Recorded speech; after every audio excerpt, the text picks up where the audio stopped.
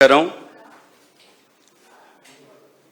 చాలా సుదీర్ఘమైనటువంటి బడ్జెట్ సమావేశాలు ముగిశాయి. సహజంగా ఏ ప్రభుత్వం అయినా బడ్జెట్ ప్రవేశపెడుతుంది అంటే ప్రజలందరూ ఆశతో పథకాల కోసం ఎదురు చూస్తూ ఉంటారు.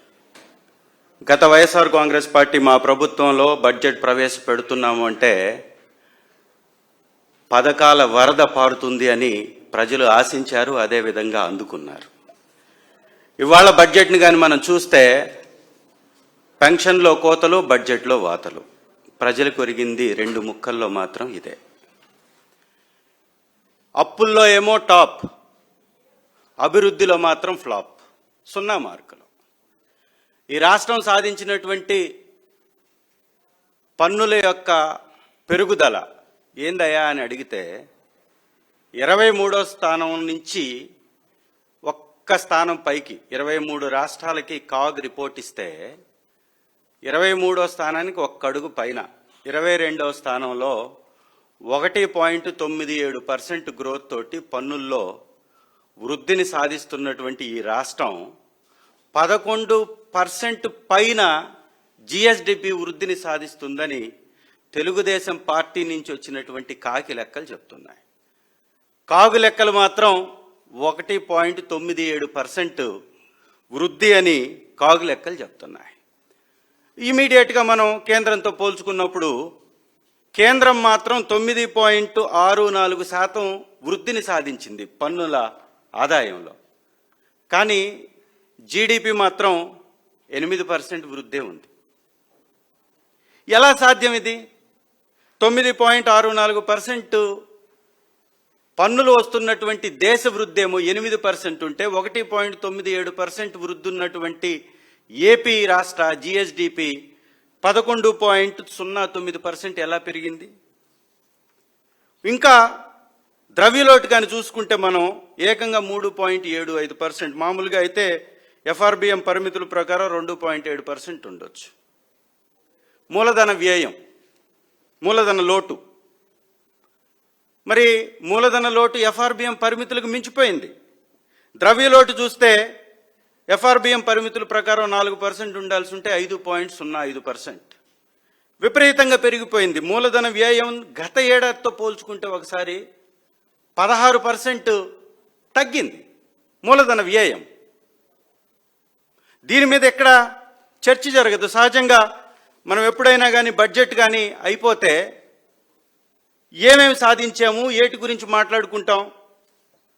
రివైజ్డ్ ఎస్టిమేషన్స్ గురించి, యాక్చువల్ ఎక్స్పెండిచర్ గురించి, బడ్జెట్ ఎస్టిమేషన్స్ గురించి, వాటి విధానాల గురించి, ప్రణాళికల గురించి, అమలు గురించి, నిధుల గురించి చర్చించుకుంటాం. ఈ బడ్జెట్ అయిపోయిన తర్వాత మనం కానీ చూస్తే రెట్రో డ్యాన్సులు, కోరస్ పాటలు, క్రికెట్ మ్యాచ్లు, బ్యాడ్మింటన్ కోర్టులు, పౌరాణిక కథలు. ఒకడు బంతాట అంటే ఇంకొకడు ముంతాట అంటున్నాడు. ఈ రాష్ట్రానికి తెచ్చినటువంటి మంచి ఏంటయ్యా, జరిగినటువంటి మంచి ఏంటయ్యా అంటే ఏమీలా వెళ్ళేసి ప్రతిదానికి ఒక సమస్య వచ్చినప్పుడు ఆ సమస్య గురించి మాట్లాడుతుంటే అసెంబ్లీలో ఎమ్మెల్యేలు లేరు కాబట్టి అసెంబ్లీలో మాత్రం చిడతలు వాయించుకుంటుంటారు. మండలిలో చర్చిద్దాం రాండి అంటే తుర్రుమని పారిపోతూ ఉంటారు. మండలికి మాత్రం రారు, మంత్రులు ముఖం చాటేస్తారు. పాలల్లో విషం కలిసి పిల్లలు చనిపోతున్నారు, మనుషులు చనిపోతున్నారంటే నేను వెళ్ళి క్రికెట్ మ్యాచ్ ఆడొస్తానంటాడు లోకేష్ గారు. బాణసంచ ఫ్యాక్టరీలో ఆ ఫ్యాక్టరీ వేలి 10ల సంఖ్యలో మనుషులు చనిపోయారంటే సచిన్ టెండూల్కర్ వాళ్ళ ఇంట్లో పెళ్ళి ఉంది, అక్కడికి పోయేస్తానంట. అంటే ఈ రాష్ట్ర పరిస్థితి ఏంటి అంటే ఎలా ఉంది అంటే ఈ బడ్జెట్లో ఆ సభను చూసినప్పుడు ఆ సభ గురించి ప్రజలేం చర్చించుకుంటున్నారు అంటే ఈ పౌరాణిక కార్యక్రమాలు ఇవన్నీ జరిగేటటువంటి ఆ ఇకలు పక్కపక్కలు ఆ ప్రోగ్రాంలు ఇవన్నీ చూసినటువంటి వాళ్ళకి ఇది సభ లేకపోతే తిరునాళ్ళలో కట్టేటటువంటి ప్రభ అనేటటువంటి అనుమానం కలుగుతుంది. సభలాగా లేదు ఇది, ఆ తిరునాళ్ళలో కట్టేటటువంటి ప్రభల్లాగా ఉంది. ఈ బడ్జెట్ ద్వారా వచ్చిన ఉద్యోగాలు ఏంటి అంటే మంత్రి ఒకటి చెప్తాడు, ముఖ్యమంత్రి ఒకటి చెప్తాడు. ఇద్దరి మధ్యలో వ్యత్యాసం, శాసనసభలో ఏమో ఒకటి చెప్తారు, ముఖ్యమంత్రి గారు 6 లక్షల పైచిలకు ఉద్యోగాలు అంటాడు, శాసన మండలంలో మంత్రి వచ్చేటప్పటికి 5 లక్షలు చిల్లర చెప్తాడు. ఇద్దరి మధ్య వ్యత్యాసం ఏంటయా అంటే దాదాపు 50 లక్షల ఉద్యోగాల పైన. నువ్వు నిజంగా ఇస్తే కదా సరైనటువంటి నంబర్ చెప్పటానికి. ఉద్యోగాలు ఇవ్వాలి అంటే ఫైనాన్షియల్ అప్రూవల్స్ కావాలి, ఏ వ్యవస్థల్లో ఇచ్చారో చెప్పాలి, ఎన్ని నోటిఫికేషన్స్ జారీ చేశారో చెప్పాలి. ప్రైవేట్ వాటిల్లో ఇచ్చారంట ఉద్యోగాలు, అంటే దానికి తలా తోక లేదు, గాలిలో కబుర్లు. ఇచ్చింది లేదు, చచ్చింది లేదు, వచ్చింది లేదు అంతకన్నా. కాబట్టి లెక్కలు లేవు. కాగితాల మీద కాకి లెక్కలు వేసి అసెంబ్లీలో చదివేస్తున్నారు. ఇంకా మతాల మధ్య రెచ్చగొట్టేటటువంటి ప్రయత్నం. ఆ సభని ఎంత దిగజార్చారు అంటే, దళితులంటే ఈ రాష్ట్రంలో కానీ ఈ సభలో కానీ గౌరవం లేదు అనే విధంగా. మనం బయట చూస్తున్నాం, ఒక కానిస్టేబుల్ దగ్గర నుంచి డిఐజీ ర్యాంక్ ఆఫీసర్ దాకా ఏ విధంగా దళితులను ఇబ్బంది పెడుతున్నారో మనం గమనిస్తూ ఉన్నాం. ఒక స్టూడెంట్ని తీసుకొచ్చి గంజాయి కేసు, గంజాయి అమ్ముతున్నారు ఇక్కడ అంటే స్టూడెంట్ని తీసుకొచ్చి నడి బజార్లో కాళ్ల మీద కొట్టి విచక్షణ రహితంగా రోడ్లో నడిపిస్తారు. మండల చైర్మన్ గారి మీద ఏకంగా మత విద్వేష వ్యాఖ్యలు. మళ్ళీ నేను చంద్రబాబు నాయుడు గారు కూడా మంత్రి అచ్చెన్న అచ్చోసినట్టు మాట్లాడాడు అనుకుంటే, నేను చంద్రబాబు నాయుడు గారు కూడా సేమ్ టు సేమ్ రెచ్చగొట్టే వ్యాఖ్యలు, క్రిస్టియానిటీకి హిందుత్వానికి మధ్యలో ముడిపెట్టి మత విద్వేషాలను రెచ్చగొట్టేటటువంటి ప్రయత్నం చేస్తున్నాడు. అసెంబ్లీలో చర్చించాల్సిందేంది? నువ్వు ఇస్తానన్నటువంటి సూపర్ 6 పథకాలు ఏమయ్యాయి? వాటి కేటాయింపులు ఏమి అంటే, ఈ రాష్ట్రంలో సూపర్ 6 లేవు, అన్ని సూపర్ స్కామ్లే. లాఠీ లూటీ పాలసీ, లాఠీని అడ్డం పెట్టడం, లూటీ చేయటం, ఆ లూటీ డబ్బుని దాచిపెట్టుకోవడానికి విదేశ ప్రయాణాలు చేయడం. ఎక్కడ డబ్బు పెట్టుబడులు వచ్చినా కానీ కూటమి నేతల నాయకుల యొక్క పెట్టుబడులు దేశాలు తీరాలు దాటిపోతున్నాయి. సింగపూర్లో పెట్టుబడులు అన్నారు, రీసెంట్గా మనం చూసాం. విమానాల్లో కూడా పెట్టుబడులు ఉన్నట్టుగా లోకేష్ గారే ఒప్పుకున్నారు. వాళ్ళ కంపెనీ అంట ఏదో విమానయాన సంస్థకి పెట్టుబడి పెట్టిందంట. అంటే ఎక్కడి నుంచి? ఇక్కడ లూటీ చేసేటటువంటి డబ్బు ఎక్కడికి వెళ్ళిపోతుంది? బయటికి వెళ్ళిపోతుంది. ఏదన్నా మాట్లాడితే లాఠీలు. ఇంకా ఏం మాట్లాడతారు వీళ్ళు? 11 మందే ఉన్నా 1100 మంది లాగా మాట్లాడతారు. ఎస్, జనబలంతో గెలిచినటువంటి ప్రభుత్వం మాది, ధనబలంతో గెలిచినటువంటి ప్రభుత్వం మీది. జనంతో నడిసి ప్రభుత్వాన్ని ఏర్పాటు చేసింది మేము, జనాన్ని పొడిచి ప్రభుత్వాన్ని ఏర్పాటు చేసింది మీరు. పొడిచి ప్రభుత్వంలోకి వచ్చింది మీరు, నడిచి ప్రభుత్వంలోకి వచ్చింది మేము.